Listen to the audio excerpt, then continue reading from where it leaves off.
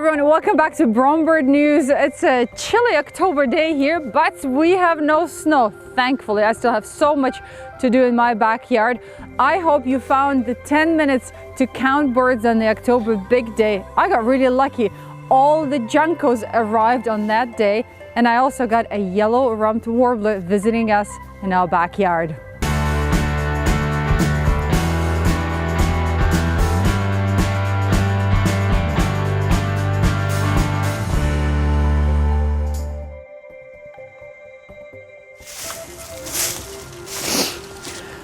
October is such a busy month here. There's so much to do before the first snowfall. Well, first of all, I have to bring my bird feeders closer to the house.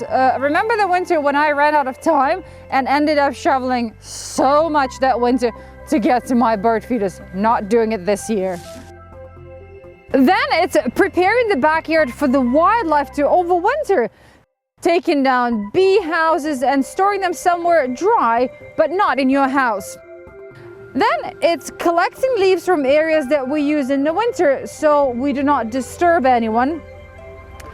Piling leaves onto flower beds. This will fertilize soil and increase worm activity. And around roots of shrubs and hedges. Or making a pile of leaves to turn it into a nice fertilizer for the next year. Pile leaves, and if they're too dry, pour water over them. Then it's making wood piles for bugs to overwinter. But there's one thing I don't have to do. That's cutting down all my dry, dead flowers. Last fall, pine siskins were so happy to take care of my black-eyed Susans. Linda would like to know if she should throw lemon rinds for birds to use in anting. Before I answer your question about throwing out lemon rinds for anting birds, please allow me to tell our viewers exactly what we mean by the term anting. The term refers to the behavior of birds when they either hold an ant in their bill and deliberately rub it over their wings and tail, or they actually crouch on an anthill and allow the little critters to crawl freely through their feathers. It's apparently quite comical to watch. But why would they do such a thing? Well, over 200 birds, mostly songbirds, do it, but it's not been studied in any great detail. Certain kinds of ants don't sting, but instead they produce chemical secretions such as formic acid to repel attackers.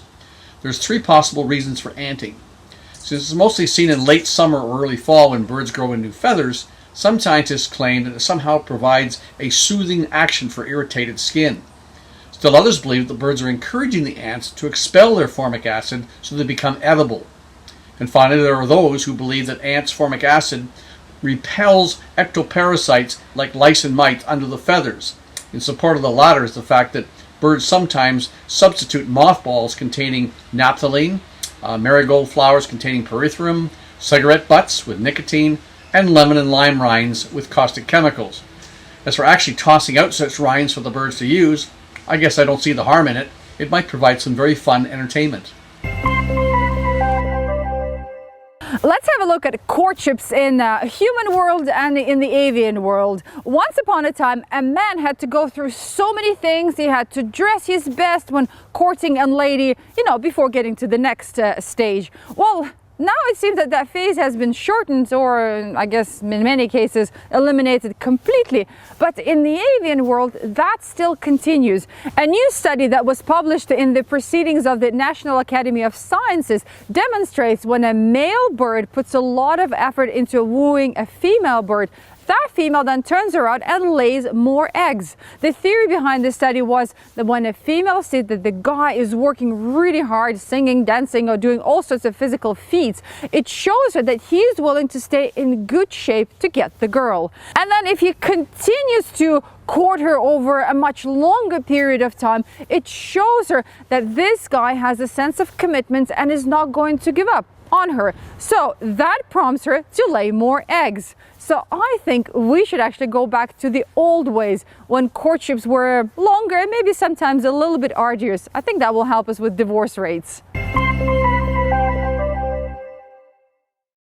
Recently, North America was shocked with a horrific number of 3 billion birds gone since the 1970s.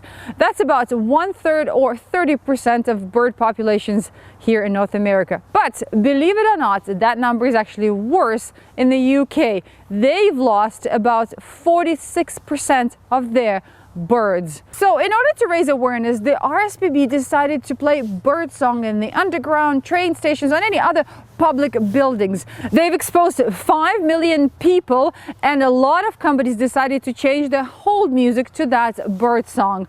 What a great initiative to raise awareness. I hope that some of those people will stop and think, what's happened to the birds and what can I do to help them out?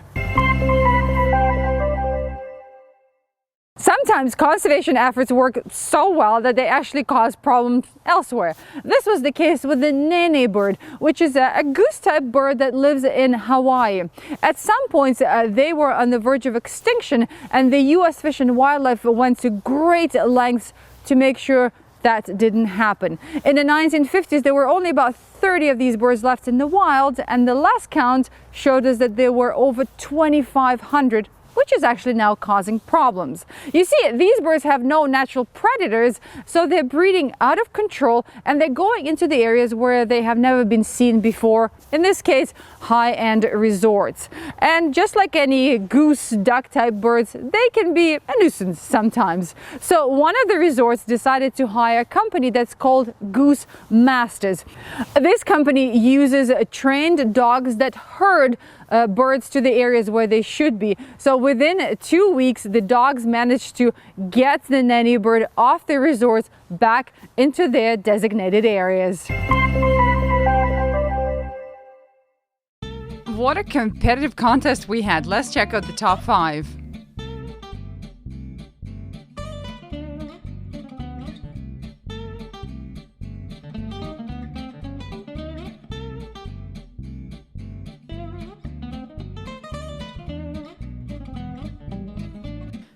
And the third place goes to Deb Johnston.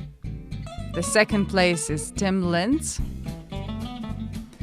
And the winner is Mark Robinson. Congratulations, everybody. Next month is Blackbirds. Good luck, everyone. Well, it's time to say goodbye. Please don't forget to ID your birds when submitting them on our photo contest. And think of all the wildlife and creatures that can be overwintering in your backyard when you clean up for the winter. Take care, and I'll see you in 2 weeks.